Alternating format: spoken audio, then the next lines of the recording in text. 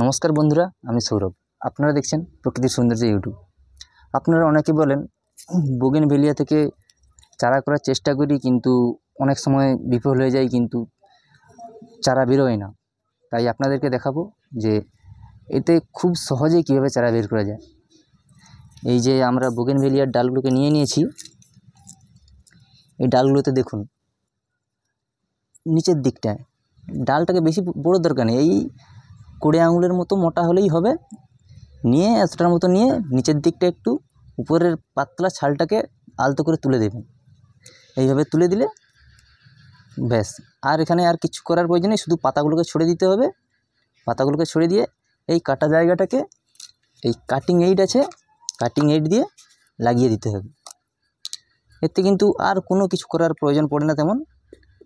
এই কাটিং এইডে লাগালাম, সামান্যভাবে এই বালিতে একটু জল বেশি হয়ে গেছে।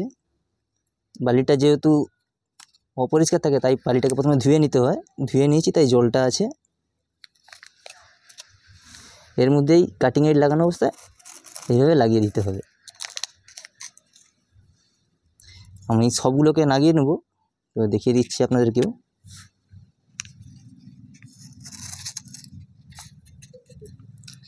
আর দুটোকে মাটিয়ে করে দেখাবো, সব কাটিং এইড লাগিয়ে।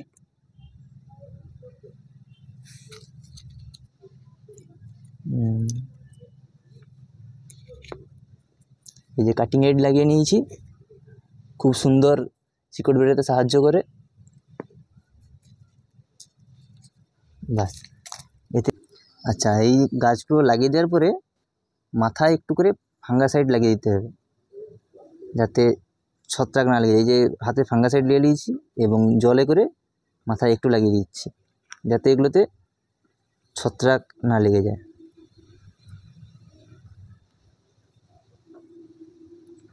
এতে এবারে উপরে একটা পলি পেপার ঢাকা দিতে হবে। এই সামান্য এইভাবে আইসিইউ প্রসেসে দিয়ে দিতে হবে। এভাবে 1.5 মাসের মতো রাখলে খুব সুন্দরভাবে শিকড় বেরিয়ে যাবে। তবে তার আগেই পাতা বেরিয়ে গেছে দেখা যাবে। পাতা বেরিয়ে গেছে ভেবে আপনারা খুলে দেবেন না, তাহলে কিন্তু শিকড় বেরোবে না। পাতা খুব দ্রুত বেড়ে যায়, কিন্তু শিকড় বেরোয় না। শিকড় বেরোতে প্রায় 40 দিনের মতো সময় লাগে। 40 দিন পরে ওপেন করবেন, দেখতে পাবেন শিকড় বেরিয়ে গেছে। আর মাঝে মধ্যে জলটা শুকিয়ে গেলে একটু লক্ষ্য নজর করে জলটা দিয়ে দিতে হবে। বাস, ভিডিওটি শেষ পর্যন্ত দেখার জন্য ধন্যবাদ।